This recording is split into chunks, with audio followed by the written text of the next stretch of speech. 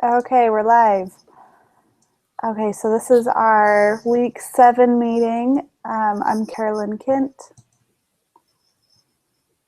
I'm Christy Wanshaw. I'm Grayson Griffiths.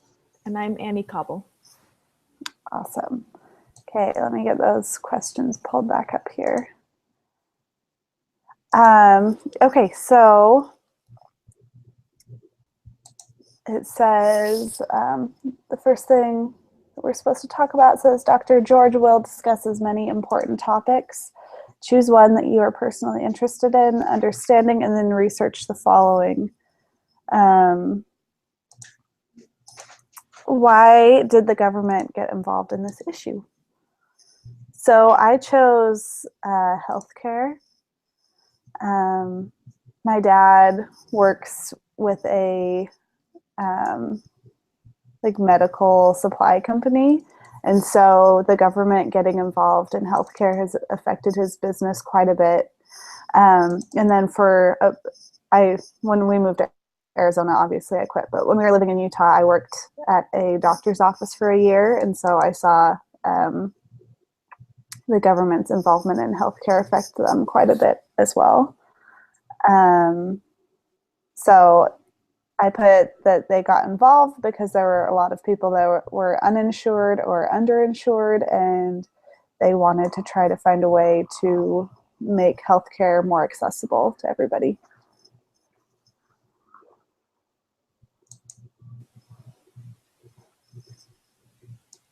I actually did the same thing as you, Carolyn, where I studied healthcare. Sweet. Just because I thought that was a big point that he brought up. Yeah. And I think it really is affecting our country. And like my brother, he's going to medical school right now. So he's not a doctor yet, but I just think about how much that's going to affect him in the future. And my father-in-law, who's a dentist, and how much that affects him and all the different aspects of it and how much everyone is being affected.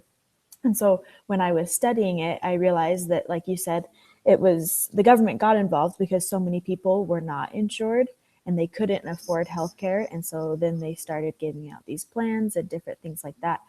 But I liked what Dr. Will said, and how he said, if you want people to really take care of their health insurance, they need to own it.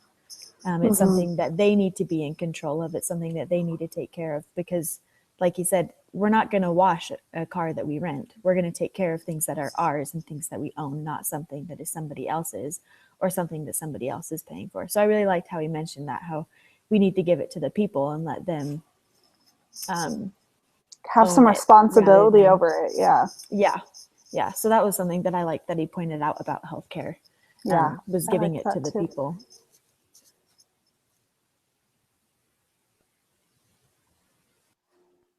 Okay, next. I did Social Security, and let me get back to the question. So the government got involved with this because they realized like people need assistance. I think it was like really brought up the Great Depression, and it encompasses some of like, well, it's also, he talked about welfare, so it kind of goes in with that too, and it just comes up with different programs, I guess. And are we just answering the first question, or are we going through all three? Yeah, just the first one for now. We'll take them one at a time. Okay, so yeah, that's what I chose. So I chose something that may or may not have been included in the video, so I may have misunderstood the assignment a little bit. I did want to say, though, within regards to healthcare, is that my husband was out of work this last year for a bit, and so we had to utilize Obamacare, and that's the first time ever. And it really was awful, the whole experience. Like, you have this number that you're supposed to call, and then they basically turn your name and number over to, I like to call them meat hunters, because they're everyone that has an insurance policy that's offered through this program, and they're all trying to sell you something.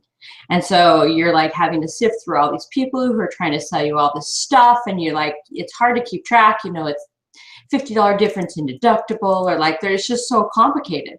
So I feel like for the average person, especially someone who doesn't have a lot of education, it it wasn't very user friendly. It wasn't very awesome. So anyway, on that note, so what I researched was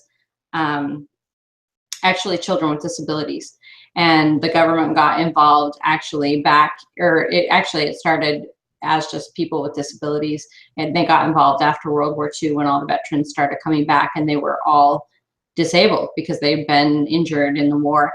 And all of a sudden the government said, oh, how are we going to integrate these people? Because prior to that, they'd been pretty, they hadn't been included at all. They'd been sort of cast aside or hidden, so to speak. It wasn't something that was accepted or acknowledged. And so when all of those veterans came back, then the government saw a need to step in and make some changes.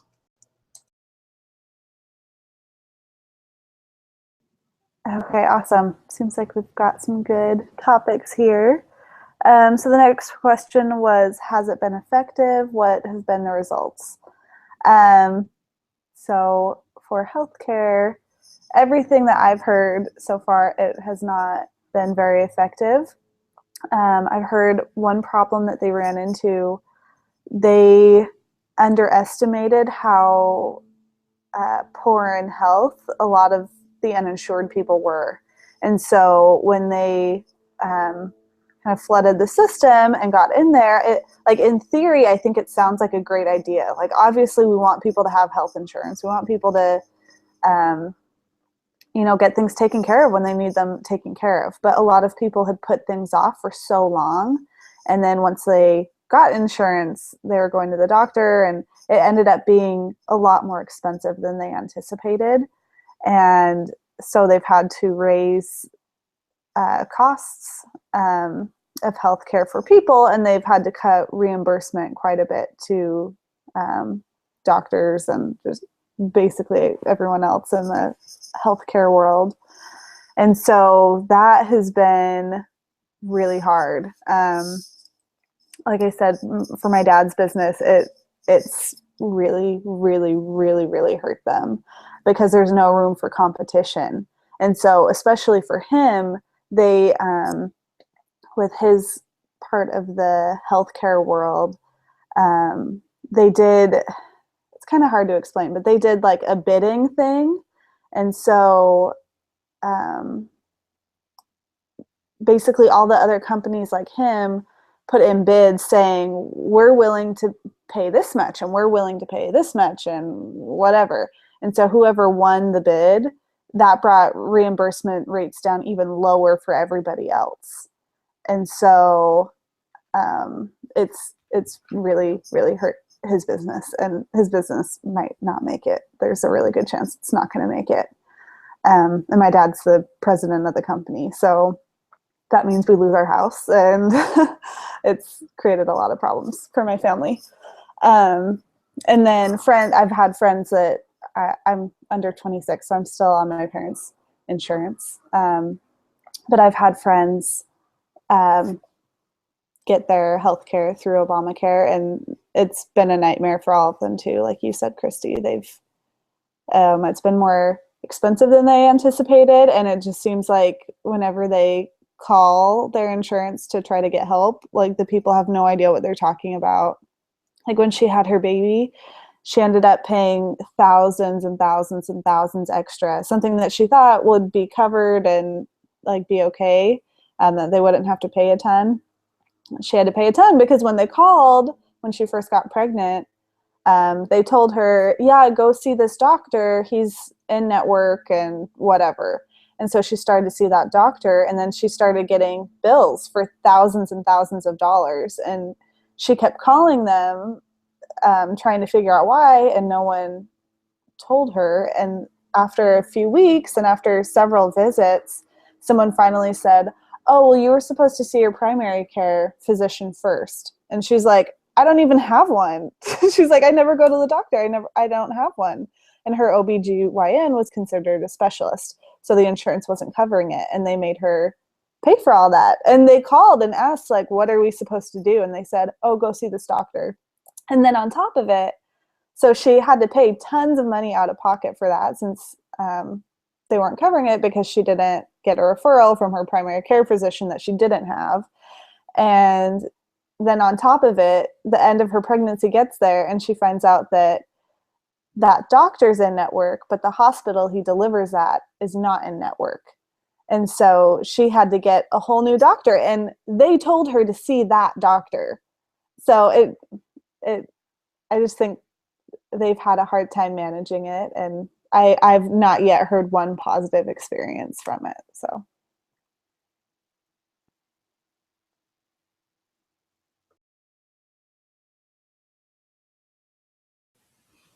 Yeah. We pretty much covered everything that I was going to say. So I don't really have anything to add to the healthcare other than the fact that it really hasn't been effective.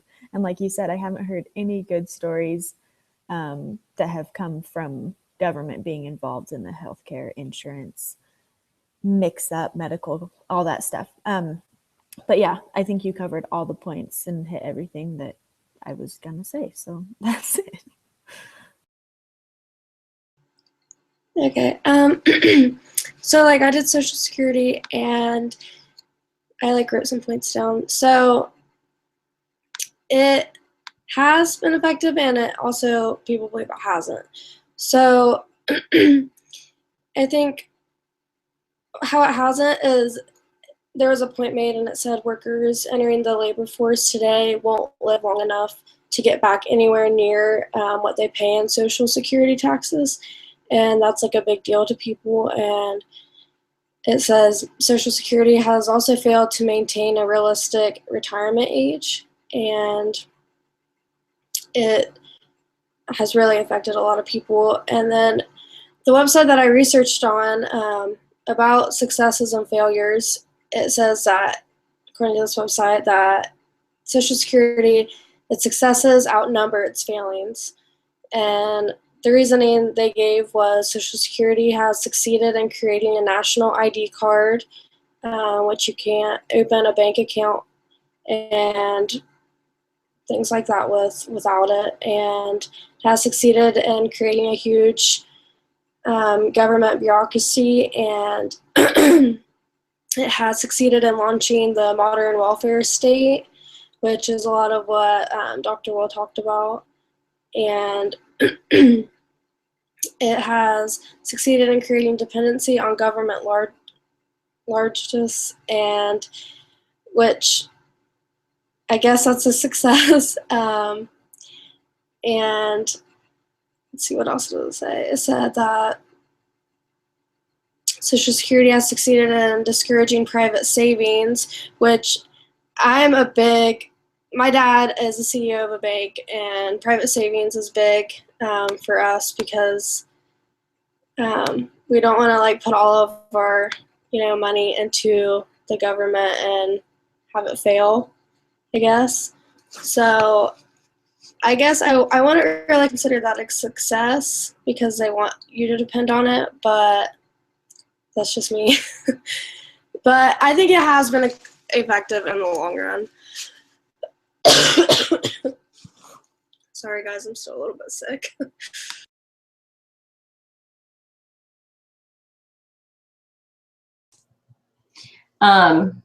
It's interesting, Grace, that I took away from that video about Social Security that just the number of workers that you had per retiree back in the day, and now it's 3 per retiree, and in 2030 they anticipate it'll be 2 per retiree. So even though there may be some successes now, I think down the pike, like for your kids, it won't be successful. It's just gonna keep like imploding. It's crazy stuff. I have some stuff about the insurance too. This is like hot topics for me. So the disability law. So if you measure where we are today as compared to where we were in the late 1800s, early 1900s, we've made tremendous strides. Are we where we should be? No. So there's just a long way to go as far as providing equal access for all people with disabilities. And I know it's kind of an elephant that you have to eat one bite at a time, because it encompasses so many various, it's just a big dichotomy. There's just a lot of facets of, different kind of disabilities. And And so that said, you know, they put, you know, the Common Core standards, and they implemented the No Child Left Behind Act, which is now called something different. I wrote it down, but I can't find it at the moment. And the ADA is in place, but those things, even though they're in place, they're not successful. They're not enforceable 100% of the time. I have a friend of ours who is a friend of my son, actually, and she's 24. She's deaf. She just had a baby, and while she was in the hospital with the baby, they refused to give her an interpreter because she was doing fine. And so it's like, wait, she doesn't deserve access to what's going on around her because she's doing fine, because she's not in crisis. What? And so now they're looking at like filing a lawsuit against the hospital. And it's things like that. It's, you know, you have an option. She has the option, you know, she can just go on with her life, which seems to be the easy way, or she can fight for what is her right, what ADA enables her or entitles her to have. But a lot of people don't do that because they don't have the fight in them. And so then in that case, the ADA isn't working for them at all. So yeah.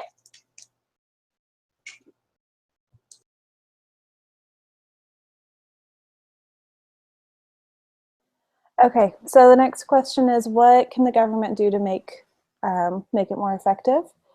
So for mine, for healthcare, I think the biggest thing is to allow competition. Dr. Will talked about that, to allow people to, like Annie talked about earlier, to own their insurance and to be able to shop over state lines and for companies to compete. That will allow some people to get, at least from what it sounds like, it would allow more people to get the kind of healthcare they're wanting, and it sounds like it'll be better for businesses too that are struggling a little bit. So.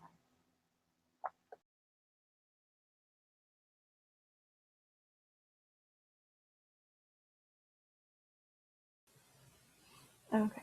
Yeah, sorry, I answered this question earlier. I jumped ahead, not realizing it. But yeah, like Carolyn said, just letting the people own it and allowing competition to be there. And I think I don't know how to word it, but I think some people who don't have employment or who aren't working, they have to rely on the government, and it's hard. Like Christy was talking about, when her husband lost their job, that's where they had to go. There was not really another option, and it was hard.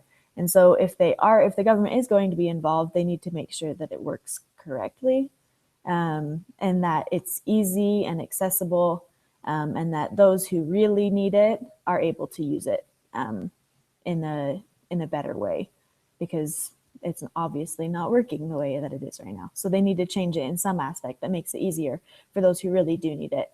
And I think a lot of people, where I served my mission, there was a lot of low income areas. And I think some of those people just kind of rely on the government to do things for them rather than taking action for what they could be doing. And so I think they need to make a line where there can be people who really need it and who are going to continue to work to put forth the effort to try and to try and compensate. And then they need to, I guess, weed out the people who are just relying on it and making others pay for it. Does that make sense? I feel like that was really confusing, but I just feel like the government needs to make sure that they're giving it to the people who really need it and making it easy and accessible, and then also making sure that people are working for the things that they are getting, or at least trying to make up for the things that they are doing. That's just my opinion. So I'm just going to say this really quick. So maybe like if a time limit was put on it, you know, like you can have access to it for this long consecutively or something, because I've seen a lot of that too, where people,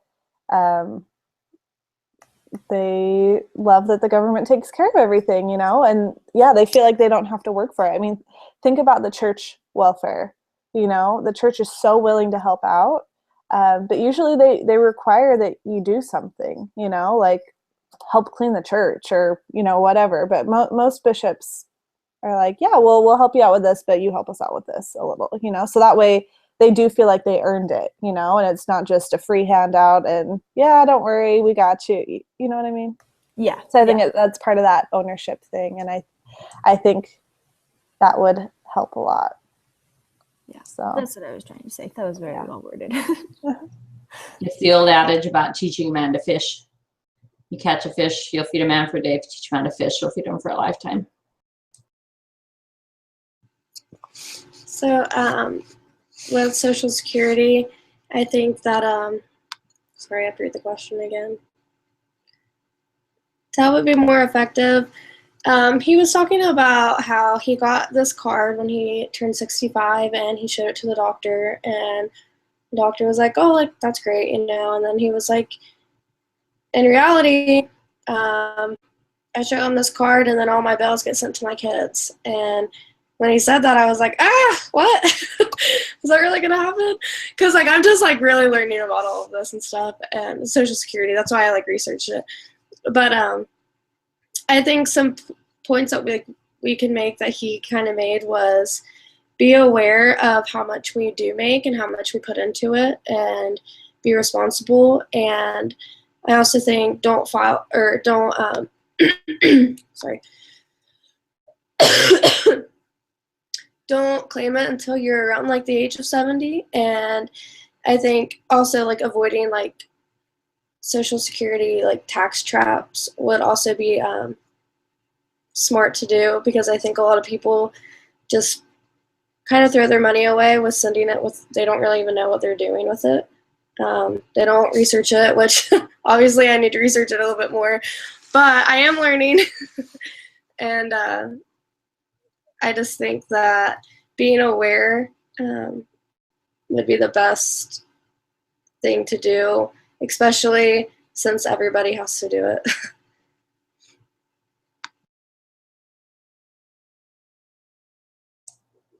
Yeah, I think that's a valid point. It impacts everybody, every single person on the planet, and so that's valid. So again, I think I misunderstood this time a little bit, but that's okay. So while George Will didn't necessarily talk about disabilities, the things that I did as far as research goes, as far as suggestions to implement change, is that I really liked D. Todd Christofferson's talk about moral discipline. I thought that was really, really key.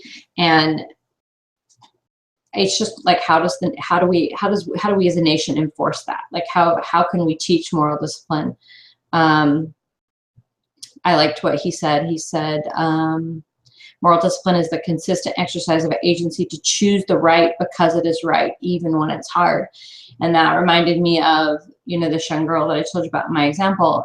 You know, I'm sure the hospital, they didn't maliciously refuse to provide an interpreter.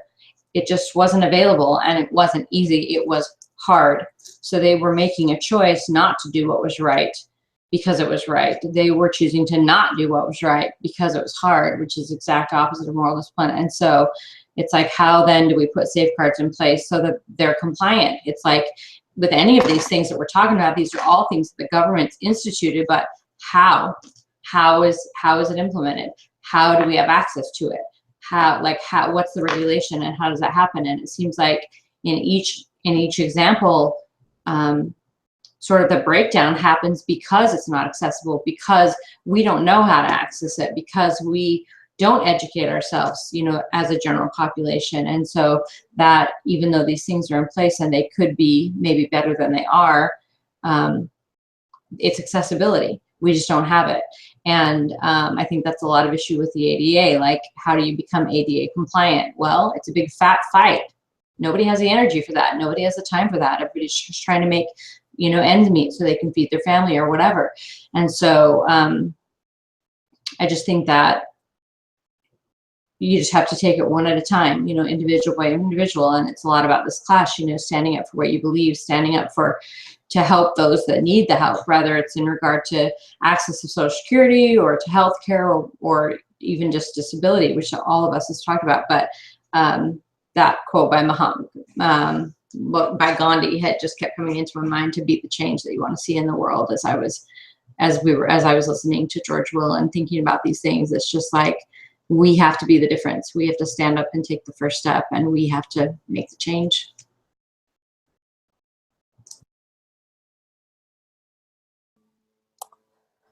Okay, so the next question, I feel like we all have answered already. So if you're all okay with it, I think we'd be okay skipping it. It just says, how's your issue impacting children and families, communities, and our nation? So I feel like we've all touched on that. So I think we're safe to move on from that one. So then after that, it's when Dr. Will says, one thing you can do for your country is reserve a spacious portion of your life for which your country is not responsible. And then it asks if you agree with that.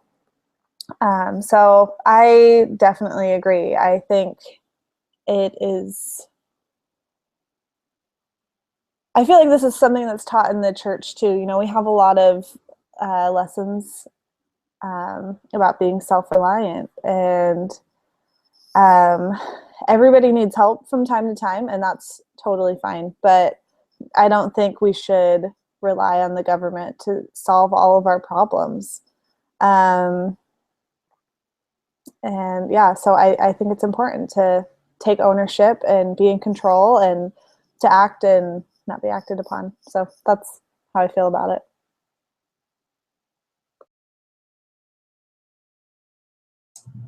Well said, Carolyn. I think that I totally agree with you. And in some ways where, you know, the government is sort of forced into your life, you don't have control of those things.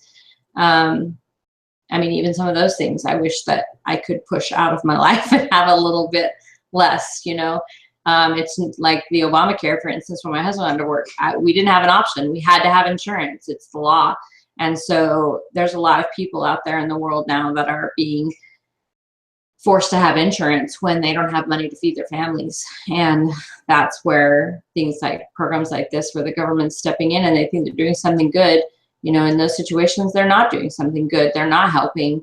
They're really causing more strife. And as the same thing it's done to your dad's business, I mean, that none of that's good. Like it's really detrimental to not only, you know, your you know, in a monetary way, but also like in an emotional way, to feel defeated and beat down and have it be out of your control. And so I totally agree. Yeah, I agree with what both of you said. I think there needs to be a part of our lives that we just keep separate from the government. Not that we need to hide anything or be secretive, but I don't think we need to let the government be involved in every aspect of our lives. I think if we let them be involved in every part of what we do, then we aren't really being ourselves and we aren't really free anymore. I really liked the things that we learned this week, especially Elder Christofferson's talk, where he talks about we just need to do the right thing. And I think with the way our government is going, if we just turn our lives over to the government and let them do everything, we may not always be doing the right thing. And so I think we do need to keep part of our lives separate, because some of the things they are doing aren't helpful. And I don't think Heavenly Father would want us to turn our lives completely over either. I think he gives us that freedom and he allows us to have our agency for a reason. And so I think we need to keep a part of our lives separate. Yeah, like this, it just reminded me when you're talking, Annie, that so having free agency and knowing like what the right thing is, like I was thinking about like when same-sex marriage became legalized, like not everyone's going to agree with that, but if we didn't have our own agency and we didn't have our own, if we just depended fully on the government, everybody would be okay with it. Everybody would be okay with anything. We could be holding camps and just murdering people in awful ways for no reason, and we wouldn't have a say. And I think that's like a lot of people are protesting that. Like, I think the protests are annoying, but I also think they're kind of needed for, I mean, people feel like they're needed to really stand up and like try to be heard. But I also think that doing the right thing and just pretty much having moral agency and being kind and knowing what is right and wrong is important, and putting our full trust in the government. Because like I think there's government conspiracies. I don't, they're kind of iffy. And I feel like we don't always know the whole truth. So I think that depending on something that we don't know for a fact is kind of scary and it's not very smart.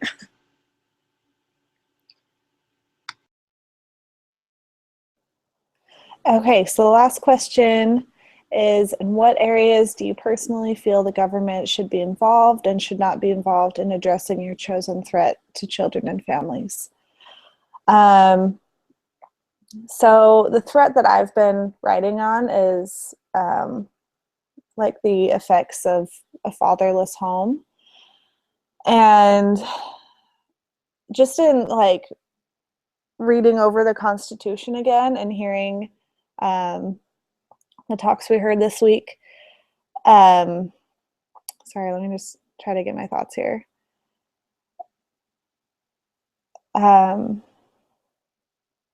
It talked a lot about the government protecting certain rights, and I just feel like things have gotten out of control, and I feel like they think that they need to be super, super involved and have everything super, super regulated.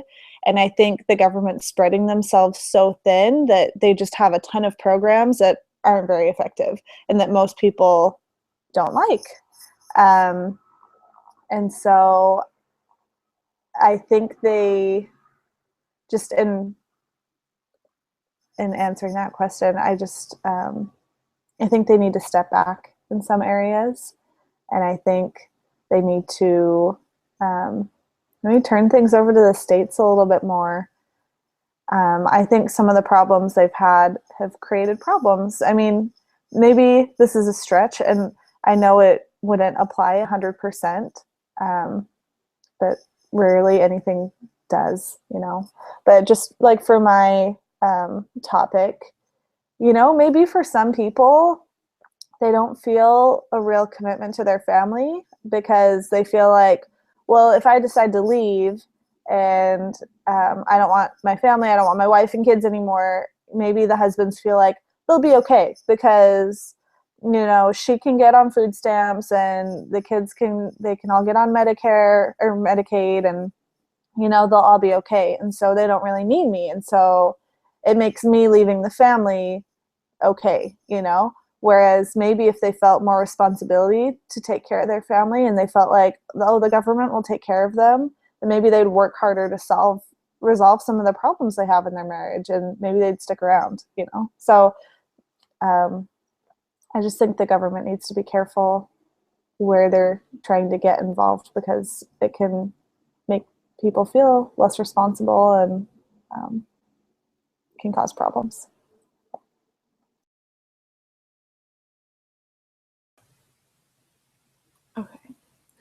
So the threat that I'm studying is pornography and the effects of pornography on families.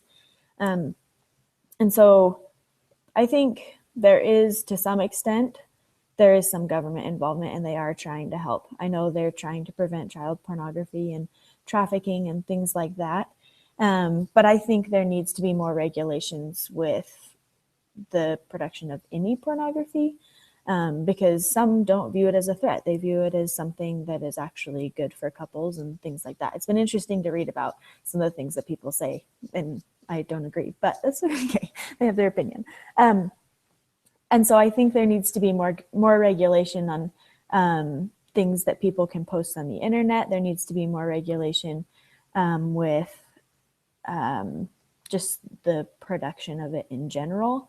I think if the government were to get involved, I could see it going both ways, because you make things illegal and people do it anyways. But if you allow it to be legal, then they're going to continue to do it freely. And so I think there needs to be some sort of intervention with the government or something preventing the production of pornography and the posting of it online, or any films or anything. I think the government needs to be more involved and come out and say, you know, these things have been proven to hurt families, and to tear apart families, and when you tear apart families, it tears apart communities. And so I think they need to point out that there is a problem with it, and that it's not something that is good for families.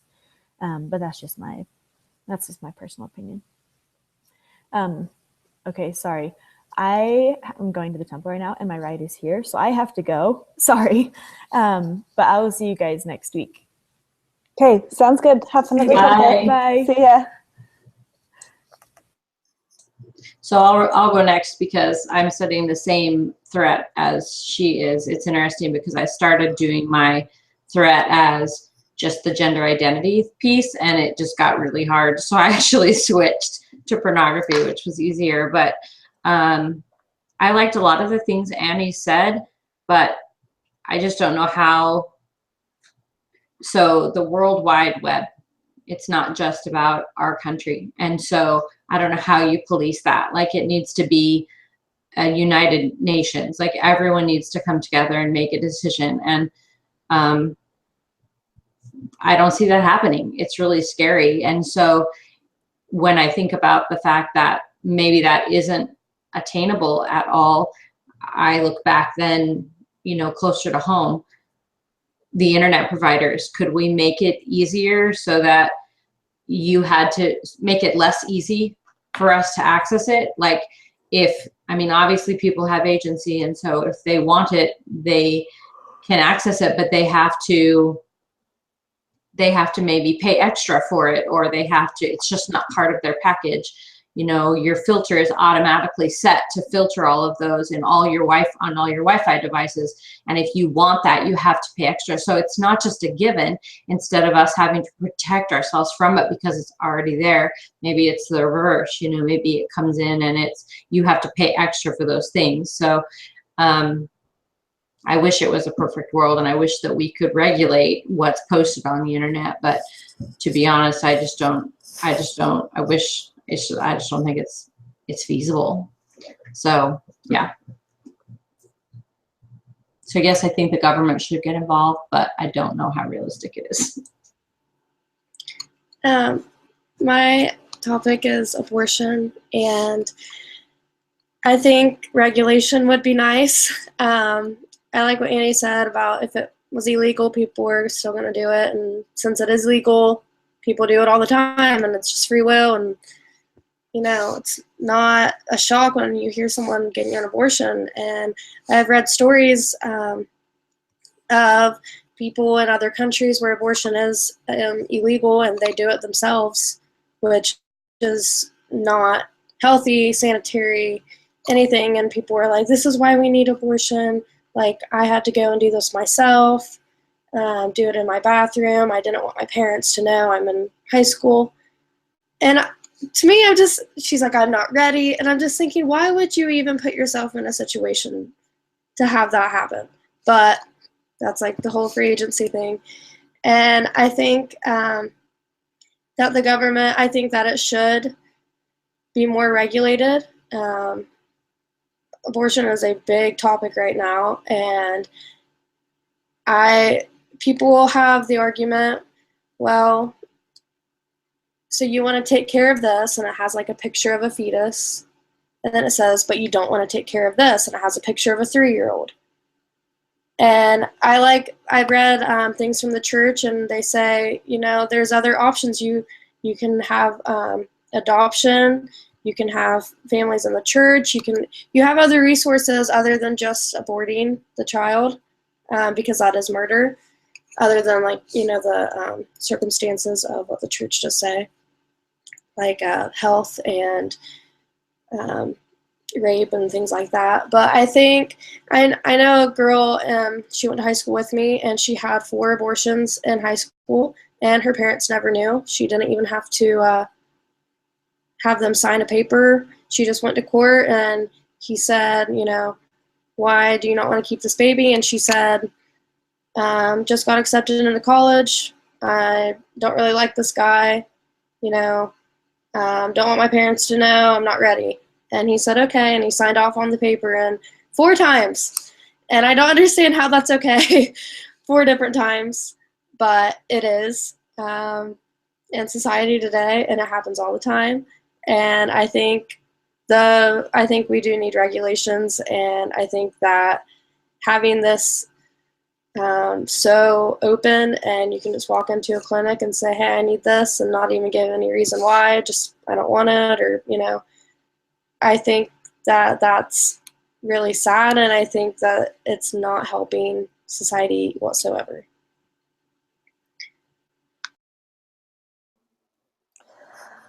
The topic of abortion always makes me mad.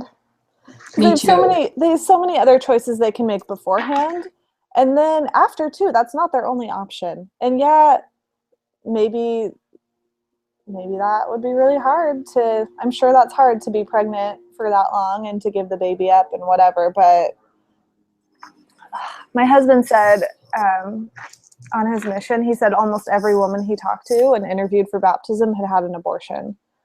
And he said all of them felt like God's not going to forgive me for what I did. Like it messed them up forever, and if it doesn't, that's sad too. I mean, like that girl at your high school, it seemed like that was no big deal for her. It was just, oh yeah, just do it again, So either way, it's a problem. If it, haunts them their whole life, that's really sad, because it didn't have to be like that. There are other options without them, other options where they didn't have to keep the baby. Anyways, I have to leave in like 2 minutes. I'll summarize. I'm sorry. I'll summarize. So no, you're good. Gotta drive to school. You're good. Okay, so in summary, what we talked about, we went over all those questions listed and we all researched a topic and looked into how the government was involved. And from all the things we researched, it sounded like we all had pretty different topics too. And it just seems like the things that the government is doing, they have seemingly good intentions, but the way they're being carried out isn't really working. And maybe it used to work, like Social Security is one we talked about, and that one used to be working. And that is, there's some issues with that now. So we just talked a lot about having responsibility in our lives and not relying on the government for everything if we don't have to. And we also talked about the government pulling back in a lot of areas because they are involved in every part of our lives now.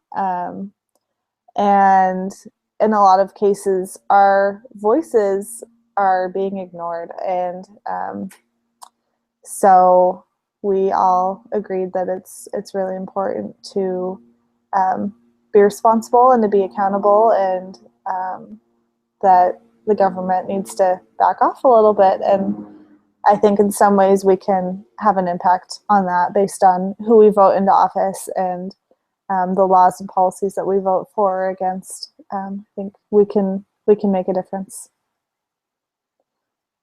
So I think that's it. Okay. All right. Well, I'll submit this and we will see you guys next week.